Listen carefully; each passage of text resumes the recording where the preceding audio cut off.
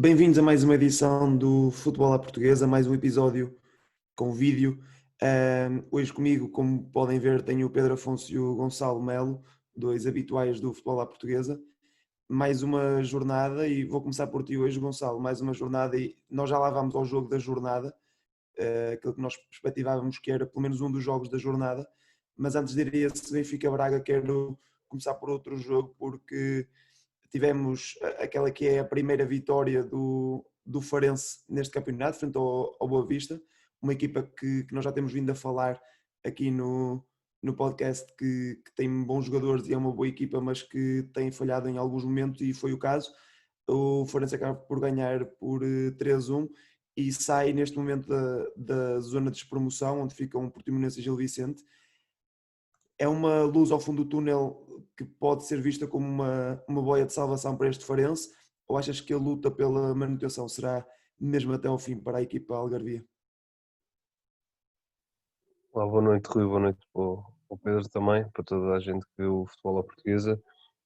Acho que pode ser aqui uma boa forma do Farense começar aqui a construir a sua caminhada para uma época tranquila, até porque vence o jogo contra uma equipa que vinha de uma vitória muito moralizadora, daquela que tinha sido também a sua primeira vitória no campeonato, ainda por cima logo contra o Benfica, por um resultado expressivo. Portanto, acho que o Farense tem de saber utilizar esta vitória clara, na minha opinião, como de forma vincada, tem de tentar sacar tudo o que puder em termos anímicos desta vitória, porque penso uma equipa que derrotou o Benfica, que apesar de estar numa fase menos boa agora, não deixa de ser o Benfica, e é um Farense que tem um treinador jovem, um treinador que já tinha passado pela Primeira Liga. Talvez muitas pessoas não se lembrem muito bem dele, porque teve ali uma passagem curta pelo Moreirense, mas creio que é um treinador que está também a dar apesar de tudo, ainda está a dar os primeiros passos na primeira divisão, mas é uma equipa que tem um plantel experiente, tem jogadores como o César, como o Ricardo Ferreira, tem um bom guarda-redes que é o Rafael Defendi, e tem bons jogadores na frente de ataque, como o Ryan Gold, que contratou agora mais recentemente o Vilela, que brilhou também no Moreirense, tem o Ryan Gold, foi buscar o Djalma também,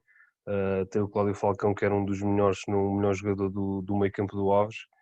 Portanto, acho que é um Farense que, apesar de ter um plantel, na minha opinião, inferior, por exemplo, ao rival Algarvio do Portimonense, acho que é uma equipa que tem uma equipa homogénea, um bom misto entre experiência e juventude, e pode sem dúvida fazer uma época tranquila, porque é uma equipa com uma massa associativa muito interessante, é um clube histórico, e acho que clubes como o Farense merecem estar na primeira divisão, e espero sinceramente que o Farense seja uma das equipas a ficar durante muitos anos.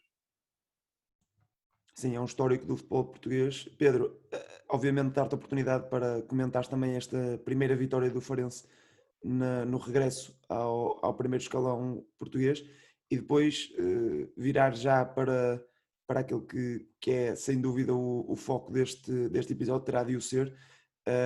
Os dois jogos que perspectivamos da semana passada, que seriam os dois jogos da jornada, acabaram por ser jogos bem interessantes, com uma vitória expressiva do Sporting em Guimarães por 4-0 e uma vitória do Braga na Luz por, por 3-2, começando pelo jogo do Benfica e depois obviamente de falar sobre o Farense. Um, é o segundo ano consecutivo em que o Braga ganha na Luz. Podemos já começar a esquecer um bocadinho aquela lenga-lenga de equipa B do Benfica e começar a levar este Braga finalmente a sério? Boa Ou noite, melhor, antes de mais. eu sei que tu já o levavas, mas eu estou a falar numa questão mais nacional, mais abrangente, se Sim, o público em geral deve começar a fazê-lo finalmente. sim, boa noite. Primeiro falar do Farense e do Boa Vista. Acho que este resultado só é surpreendente porque há cerca de uma semana o Boa Vista ganhou 3-0 ao Benfica. Acho que é a única coisa que traz perdão, este resultado algo de surpreendente. Obviamente que o Boa Vista tem mais equipa, mas tem mais equipa do que a maior parte das equipas que já defrontou esta época, e mesmo assim perdeu. É verdade que o Farense tem uma equipa também interessante, mas é uma equipa interessante que fica manifestamente uns furos abaixo daquilo que a equipa de Vasco Seabra deve demonstrar. Não sei porque é que há jogadores como o Adel Rami que não jogam. Aqui o Boa Vista para mim tem algumas coisas que para mim são um mistério.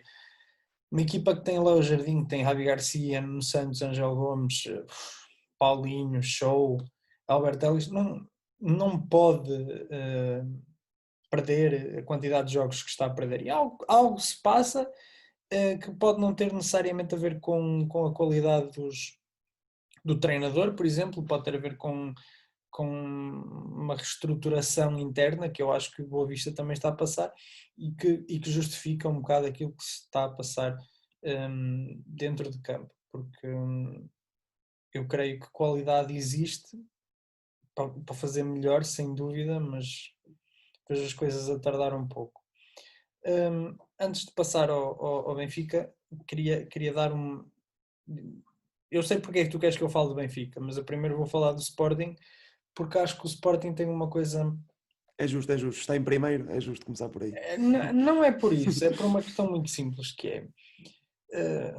como toda a gente que nos segue sabe, eu sou benfiquista, sigo o Benfica, sigo também os adversários do Benfica e sigo também aquilo que é o panorama da Liga Nacional, mas converso com muitos amigos benfiquistas e tenho muitos amigos com quem discuto futebol. E há de repente uma noção generalizada de que o Sporting de repente é um suprassumo do futebol nacional. Está em primeiro lugar à 7ª jornada e de repente já vai ser campeão.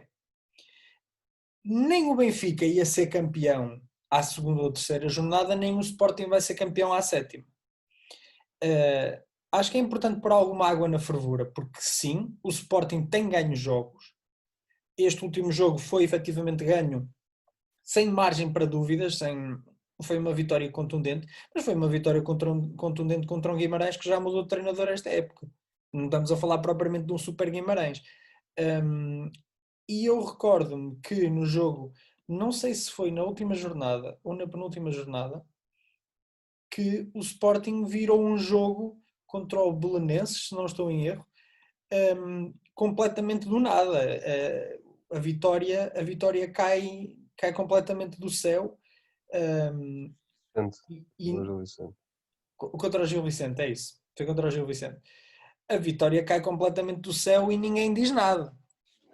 É assim, acho que é importante que nós gostamos de malhar nas equipas que supostamente têm qualidade para fazer mais. Eu acho que o Sporting está a fazer uma época muito boa, a mostrar muito mais do que aquilo que efetivamente tem. Eu acho que é importante que os adeptos percebam, e percebam bem, que o Sporting não tem plantel para ser campeão. O Sporting não tem um 11 titular suficientemente bom para ser campeão. E as pessoas podem dizer, mas estás a ser clubista, estás a olhar para isto de uma maneira errada. Não estou. Não estou. Tipo, eu se olhar para o 11 do Sporting, se eu olhar para o 11 do Sporting e vos disser que ninguém sabe quem é o Pedro Porro, ninguém sabe quem é o Nuno Mendes, desculpem-me, não é. E isto serve também para contraponto para os meus amigos benfiquistas e portistas, que é agora, porque o João Mário e o Palhinha fazem o melhor meio campo do campeonato. O João Mário andava no Locomotivo perdido. O Palhinha estava no Braga. E nem sempre era titular no Braga. Por isso, vamos com calma. O Sporting está a fazer uma excelente época, para bem do futebol português, que continua assim, mas não vamos já ser campeões de inverno como somos sempre. Como somos, não, que eu não sou sportinguista nem sou campeão de inverno. Mas, calma. Pedro, só antes de passares ao Benfica, dar também a oportunidade ao Gonçalo de comentar este caso do Sporting, porque era um tema que eu iria pegar a seguir e assim falamos já disso.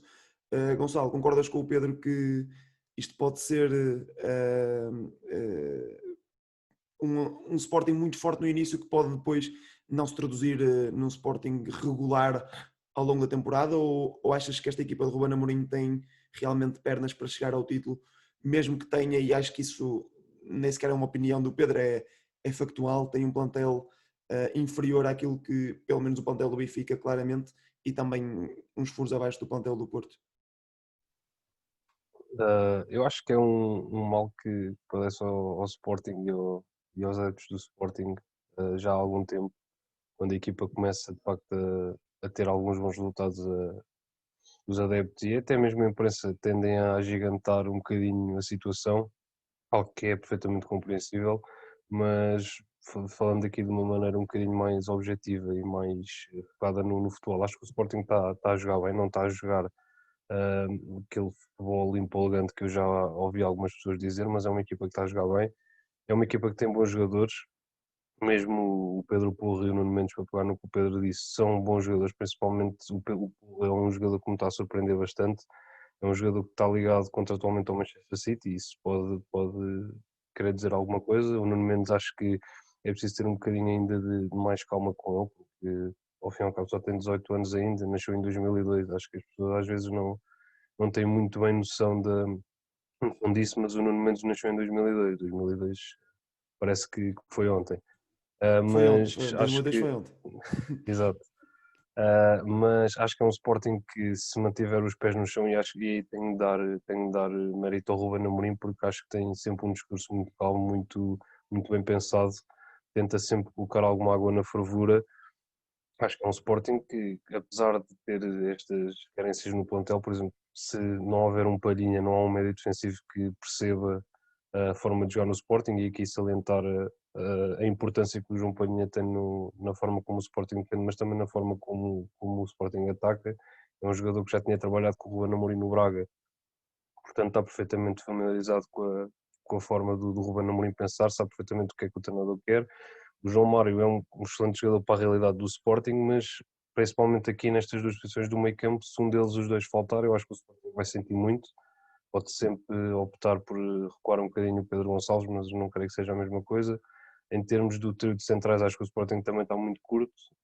Se houver lesões, se houver suspensões, que acontece sempre numa época longa, principalmente com defesas centrais, a questão dos amarelos, acho que o Sporting não tem profundidade aí também. Eduardo Quaresma ainda me parece muito novo e inexperiente para isto. O Borja podia jogar também ali como central do lado esquerdo, acho que também tenho visto que vai sair para o Palmeiras. E mesmo nas laterais, acho que o Sporting não tem alternativas ao Porro e ao Nuno Mendes, principalmente ao Porro. Acho que o Ristovski não conta. Portanto, em relação, para concluir, é um plantel de facto curto, não tem muitas opções. Tem muitas opções, sobretudo para as faixas do ataque. Por exemplo, não tem, o Bruno Tabata ainda mal jogou, o Nuno Santos ou o Jovem Cabral têm ficado ali meio no banco, o Gonçalo Plata que o ano passado jogou muito, acho que este ano ainda nem jogou, pelo menos não me lembro de o ver jogar. Acho que é um Sporting que precisa de se acalmar um bocadinho, precisa de principalmente alguns adeptos e até alguns jogadores acalmar, não embandeirar em arco, sobretudo aqueles jogadores mais jovens, porque senão pode acontecer o que aconteceu recentemente. Estou-me a lembrar, por exemplo, da época do Leonardo Jardim, que o Sporting também começou muito bem, houve aquele grande Montero no início da época que marcou muitos golos, mas depois acabou por. O Sporting nesse ano acabou por conseguir ficar em segundo à frente do Porto, se não estou em erro, mas acabou por perder o campeonato para o Benfica ainda com uma distância considerável, se não estou em erro, 6 ou 7 pontos. Portanto, acho que o Sporting deve aprender com os erros e com o que tem acontecido nos últimos anos para ter um bocadinho de calma, porque o campeonato é longo, é certo, mas o Sporting não tem jogos a meio da semana como o Benfica e como o Porto, portanto é algo que pode vir a pesar mais à frente. Já está a pesar agora, pelos vistos, mas também é um campeonato num contexto um bocadinho diferente, começou mais tarde. Mas vamos esperar para ver se o Sporting consegue manter esta cena de vitórias, mais 3 ou 4 jogos aí acho que podemos voltar a abordar o Sporting ser um candidato sério ao título. Sim, esperemos que sim, como diz o Pedro, acho que é saudável para o campeonato termos o Sporting como um candidato sério ao título. Pedro, eu volto a ti, acho que é inevitável, tentei adiar ao máximo este tema, mas é inevitável pôr-te a falar do Benfica Braga. E o que te peço, sem uma pergunta específica, é uma análise tanto ao jogo como às duas equipas, porque acho que ambas merecem esta análise. Uma, se calhar, por um lado mais positivo, outra nem tanto. Por isso, o que é que tens a dizer sobre aquele que foi, sem dúvida, o jogo da jornada? Antes, queria só pegar numa coisa que o Gonçalo disse relativamente ao Sporting, que é, quando eu digo que o Nuno Mendes ou que o Pedro Porro não são os jogadores que se fazem deles, não quer dizer que eles sejam maus jogadores. O Nuno Mendes é um excelente lateral esquerdo. Quem me dera a mim que o Benfica tivesse um Nuno Mendes em vez de um Nuno Tavares. Mas, por exemplo, pegando no Porro, o Porro enterrou largo no jogo de acesso à Liga Europa. Mas largo. Aliás, foi grande parte da culpa de não terem ido à Liga Europa vem do lado dele e vem de erros individuais dele. Pois é este tipo de coisas que, ok, podem ter qualidade, mas nos momentos cruciais falharam. Relativamente ao Benfica. Eu acho que o pessoal está à espera que eu malhe no Jorge Jesus e vou malhar, porque eu dou aos fãs aquilo que os fãs querem, mas ao mesmo tempo, em primeiro lugar, eu não acho que a vitória do Braga seja justa. Ponto número 1. Porque eu não acho que o Braga tenha jogado tão melhor que o Benfica, assim tão melhor que o Benfica. O pessoal tem tendência para dizer, e tal, marcaram 3 golos, mostraram. Sim, verdade. Marcaram 3 golos, fizeram 7 remates. O Benfica marcou 2 golos, fez 12. Não vejo as coisas da maneira que a maior parte do pessoal viu. Não houve propriamente individualidades do Braga. Não houve um coletivo que se agigantasse. Quer dizer, agigantou, sim, ganharam 3-2, mas ganhar 3-2 ao Benfica neste momento não é uma coisa difícil. O Boa Vista conseguiu e perdeu 3-1 com o Farense. Sim, e ganhou Por 3-0, isso, não é? eu acho que o Braga não fez um jogo assim tão bom como as pessoas gostam de fazer parecer. Acho sim que o Benfica fez um jogo muito pior do que aquilo que devia ter feito, mas, mesmo assim, antes de bater no Jorge Jesus, é preciso dizer que pelo menos 2 dos 3 golos do Braga surgem de erros individuais do mesmo elemento, que é o Otamendi. O último golo, as pessoas podem dizer, Vlaco Dimos, podia ter... Não. O Otamendi nunca pode deixar numa situação daquelas em que a bola está a saltar e não está propriamente a saltar muito alto, nunca poderia deixar a bola ir para o seu guarda-redes, muito menos não poderia fazer obstrução ao adversário e deixá-lo passar como se nada fosse.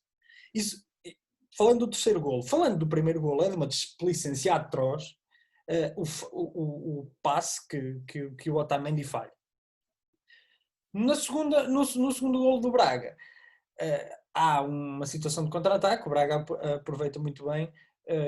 Creio que a linha defensiva do Benfica continua a pecar aqui sim pelos erros que o Jorge Jesus tem e insiste em não mudar, mas creio que será o único golo que eu posso dizer, sim, este de facto foi um golo que surgiu porque o Braga fez uma boa jogada de entrosamento, de resto não.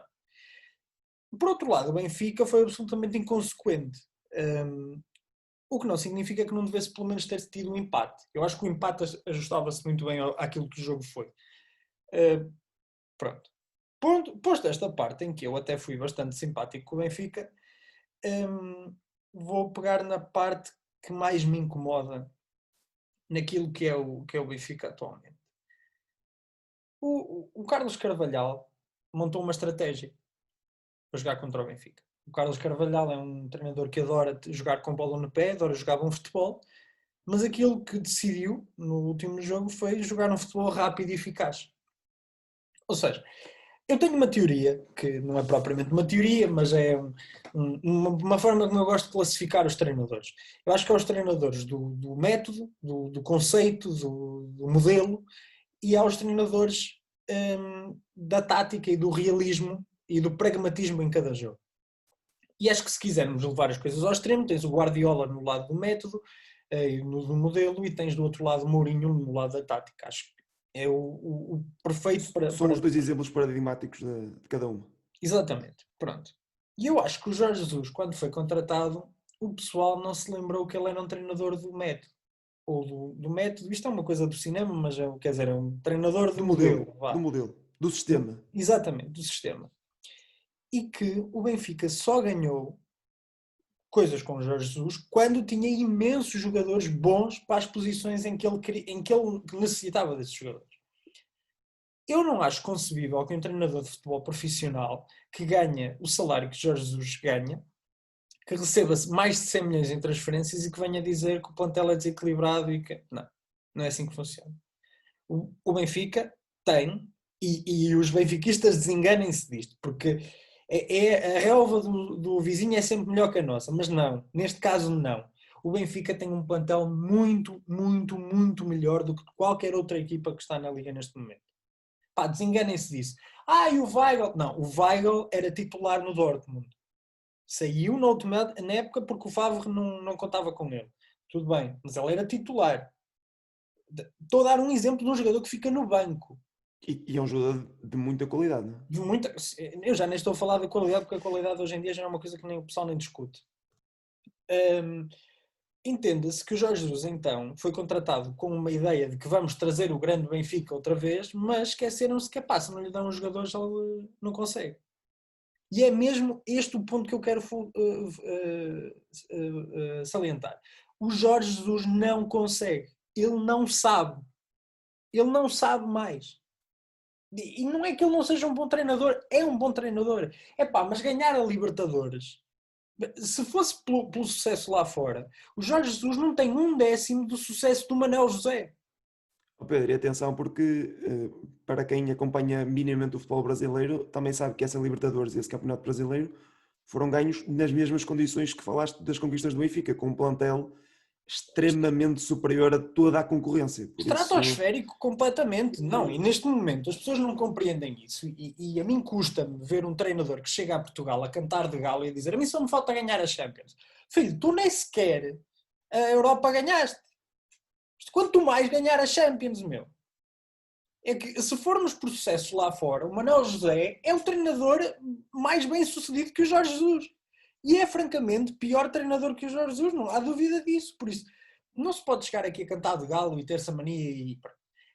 Jorge Jesus não sabe mais que isto. Tem um modelo, acredita naquele modelo e vai malhar naquele modelo até as coisas funcionarem. E as coisas não vão funcionar porque os jogadores não sabem jogar daquela forma. Porque não sabem, porque não aprenderam. Há, obviamente, uma questão que está ligada também ao treino da linha defensiva e tudo mais. Nada contra. Acho que ele não teve tempo suficiente para trabalhar isso com os jogadores que estão agora, mas ele está há 6 meses no Benfica. Teve mais que tempo de fazer coisas. E não fez. Eu já vi treinadores do Benfica despedidos por menos. Por isso, eu não estou a dizer que se deve despedir o Jorge Jesus, até porque neste momento é caro, ele nunca deveria ter vindo. E antes de passar a palavra, só dizer outra coisa relativamente ao Jorge Jesus. Uma pessoa com quem eu gosto muito de conversar disse uma coisa que me parece um bocado verdade. Agora que penso nisso e ponderei nisto desde a última vez. Parece que o Jesus não está com muita vontade de cá estar. Parece que está a fazer um frete. Mas não, porque o Jesus precisa tanto do Benfica como o Benfica do Jesus. Aliás, eu atrevo-me a dizer mais, que é o Jorge Jesus precisa mais do Benfica do que o Benfica do Jesus. Isto assim é que é certo. Por isso acho que se ele quer ter alguma relevância, até porque não é propriamente um jovem, acho que está na altura de se calhar falar menos, puxar dos galões e começar a dizer, ok, a equipa vai começar a jogar futebol, porque quem dera ao Sporting ter um Vertonghen ou um Otamendi. Quem lhes dera? Neste momento jogam com o Fedal e estão em primeiro. Gonçalo, como já antevia o jogo da jornada e é um tema que tem pano para mangas porque obviamente o Benfica entrou no campeonato como, atrevo-me a dizer, o principal favorito à conquista final, com o investimento que fez tanto no seu treinador como nos jogadores, e tem desiludido jornada após jornada, mais uma derrota com 3 golos sofridos. O Pedro apontou aquilo que penso que concordarás, que é óbvio, que uma das principais deficiências do Benfica é principalmente na linha defensiva, e o Jorge Jesus referiu isso e referiu que tem limitações a nível dos jogadores dessa linha defensiva. Para te lançar este comentário sobre este jogo, sobre o Benfica e o Braga, a pergunta que te faço é esta: é se concordas com aquilo que Jorge Jesus disse, se há limitações a nível individual na linha defensiva do Benfica, ou se é uma desculpa do treinador do Benfica para justificar estes maus resultados? Começando por responder muito diretamente a esta tua última pergunta, se há limitações individuais, é o trabalho dele trabalhar o coletivo para que esses erros individuais não se venham a verificar. Tentei responder de forma muito, muito concreta à tua pergunta. Ando aqui um bocadinho no que o Pedro disse. Eu partilho totalmente as ideias do Pedro, se calhar até vou um bocadinho mais longe. Sempre fui contra o regresso do Jorge Jesus e, muito honestamente, acho que não faz nenhum sentido todo o endeusamento que foi criado à volta do mito de Jorge Jesus. Na minha opinião, é um treinador banal, na minha opinião. Pegando aqui no que o Pedro disse, foi campeão num Brasileirão, só que um dado, o Brasileirão este ano vai com 19, 20 jornadas, está sensivelmente a meio. Neste momento só 7 equipas é que não trocaram de treinador. 13 equipas já trocaram de treinador. As equipas brasileiras são mal orientadas, jogam mal futebol. Portanto, não vejo assim tanto mérito num É o treinador. clássico em terra de seco e tem olho a rei, não é? Exato, Jesus de facto é melhor, muito melhor do que os treinadores que estão no Brasil, porque os treinadores que estão no Brasil são maus, 90% dos treinadores são maus. Portanto, ser campeão no Brasil, se calhar até o José Viterbo, perdoa-me o José Viterbo, se calhar conseguia. E foi um Jesus que começou mal a Libertadores, depois conseguiu dar a volta, teve quase a ser eliminado contra o Emelec, se não estou em dúvida, mas foi um Flamengo que foi, na minha opinião, completamente dominado na final contra o River Plate. O River Plate secou completamente o Flamengo do Jorge Jesus e o Jorge Jesus teve a sorte de, ali aos 88 e aos 91, fazer aqueles 2 golos que caíram do céu, porque o River Plate foi francamente melhor na final contra o Flamengo. Pegando agora aqui no jogo contra o Braga, na minha opinião, partilho aqui um bocadinho o que o Pedro pensa. Acho que o Braga não jogou bem. Vi muitas vezes o Rio Ave do Carvalhal ano passado jogar melhor, bastante melhor. Foi uma equipa que explorou bem as debilidades do Benfica, nomeadamente o espaço nas costas, porque uma equipa como o Benfica, que tem um guarda-redes que tem algum valor, que é como o Vlaco Dimos, mas que tem claras dificuldades a jogar fora da área e a diminuir a profundidade nas costas dos centrais, e a juntar a isso o Benfica tem 2 centrais que, apesar de ainda estarem numa idade perfeitamente aceitável, nenhum deles é um central rápido. O Vertonghen, mais ou menos, agora o Otamendi é claramente um central lento, e o Carlos Carvalhal soube aproveitar isso bem com o Galeno, com o Yuri Medeiros, com o Paulinho. Gostei bastante do Francisco Moura também, salientar isso aqui. Acho que é um jogador interessante que o Braga tem, mas um Benfica que, na minha opinião, continua a insistir num meio campo a dois, onde um desses dois é o Tarapte, acho que nunca vai funcionar, até agora nunca funcionou. É um jogador tecnicamente muito evoluído, sem dúvida alguma, faz coisas fantásticas com a bola que provavelmente mais nenhum jogador do Benfica faz, mas depois quando é preciso um bocadinho mais de cultura tática, um bocadinho melhor noção do espaço e da ocupação do mesmo, o Tarapte não consegue e muitas vezes aparece ali um buraco no meio campo do Benfica e as pessoas pensam, mas como é que isto apareceu? É o Pizzi, se calhar que não voltou para trás ou não corre, mas se calhar é o Tarap que não está lá. Apesar de eu ser também um crítico enorme do Pizzi, acho que precisa de banco já há bastante tempo. Mas não tenho sinceramente muito mais a falar sobre o Jorge Jesus, acho que é um treinador completamente, acho que é endeusado de uma forma que na minha opinião é inexplicável, um treinador que tem alguns dos piores resultados na história do Benfica. Podia, só para dar aqui alguns exemplos, os 5-0 no Dragão, o 2-1 no Dragão, em que ele acaba por se ajoelhar depois do gol do Kelvin, prestações na Liga dos Campeões completamente deprimentes. Em 5 anos de Liga dos Campeões com o Benfica, apenas passou uma vez aos oitavos de final.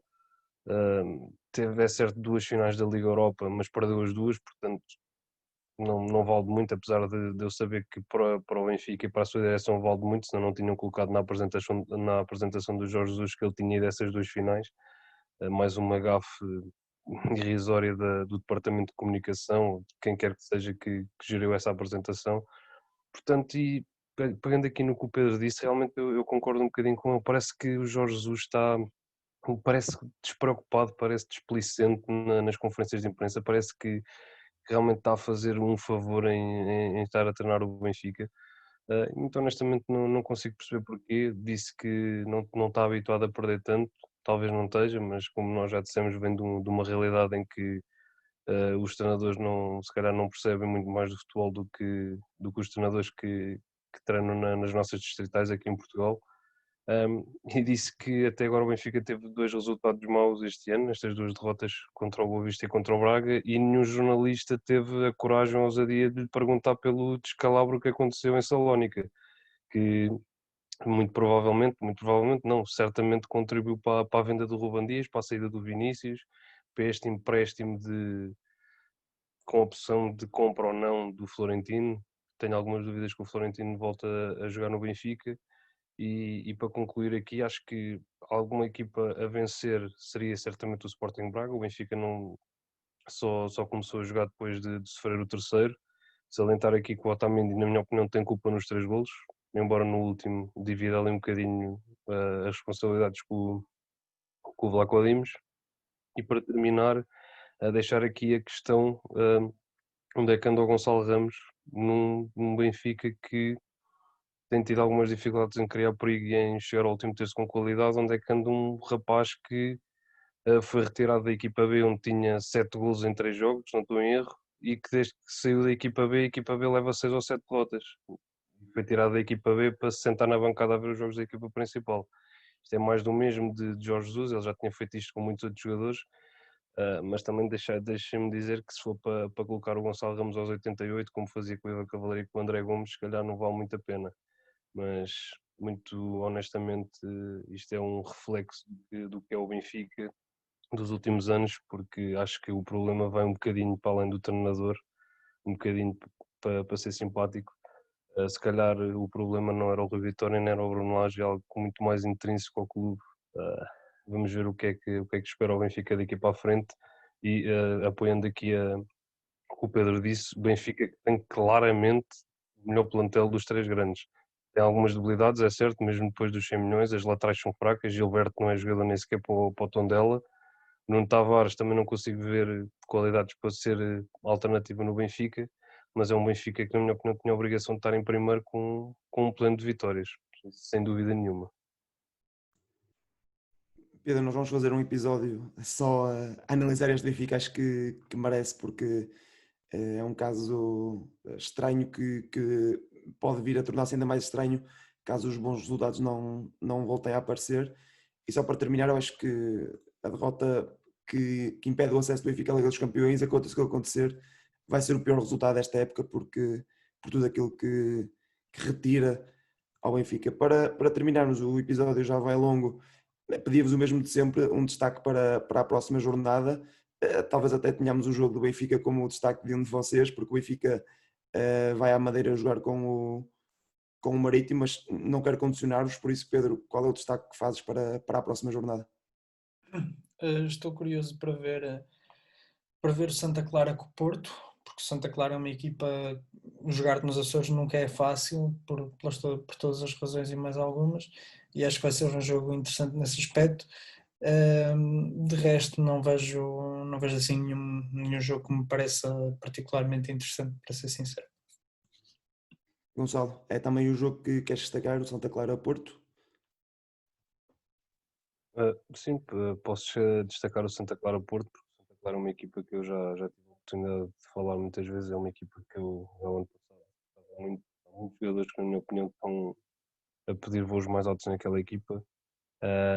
Destacar também o jogo do Benfica, vai ser preciso uma resposta interessante na visita ao Marítimo, que é sempre um jogo difícil. E destacar aqui também o jogo do Sporting, que recebe um Moreirense que inexplicavelmente despediu o seu treinador. É uma notícia de hoje, o Ricardo Sócio. Não percebi muito bem porquê, não sei se tem a ver com algo pessoal ou se é algo mesmo profissional, mas é um Moreirense que no jogo tem atraso, se o vencer, não estou em erro, passa para quinto, sexto, quinto, o que para a realidade do Moreirense é fantástico. Portanto, perceber o que é que vai ser o Moreirense daqui para a frente, qual é que vai ser a decisão, se vamos já ter um treinador novo no jogo contra o Sporting, e perceber também o que é que este Sporting pode continuar a fazer, se vai conseguir aguentar-se com este estofo de líder. Mas sim, destacar os jogos dos 3 grandes fundamentalmente. Há outros jogos que poderão ser interessantes, ver se o Boa Vista responde bem também na próxima jornada a mais uma derrota. O Farense tem uma deslocação difícil ao terreno do Braga na próxima jornada. Vamos ver se consegue outra vitória aqui também, depois de ter vencido o Vista. Sim, salientar sobretudo os jogos dos três grandes e ver qual é que é a resposta do Benfica na visita ao Marítimo depois de 2 derrotas e do empate contra o Palmeiras. Muito bem, obrigado aos dois. Obrigado também aos nossos ouvintes que agora são também espectadores que nos estão a ver lá em casa. Como vem sendo o hábito, peço que passem no nosso site, vejam os artigos que vamos escrevendo sobre o futebol nacional e não só, também sobre outras modalidades do mundo do desporto.